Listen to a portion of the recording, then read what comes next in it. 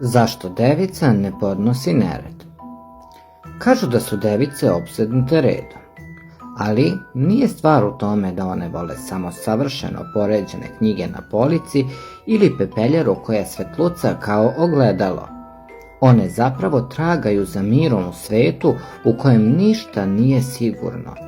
Nered je za devicu znak da život može da sklizne iz kontrole, da se sve može urušiti ako papiri nisu složeni, ako šolja stoji na stolu umesto u sudoperi.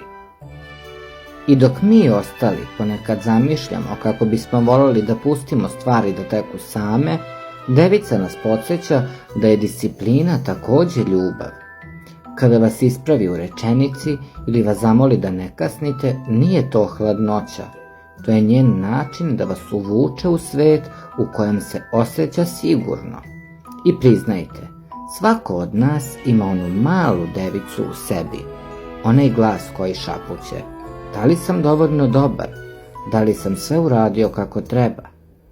Možda nam device idu na živce, ali one nas i uče da red nije neprijatelj slobode, već prostor u kojem sloboda tek postaje moguća.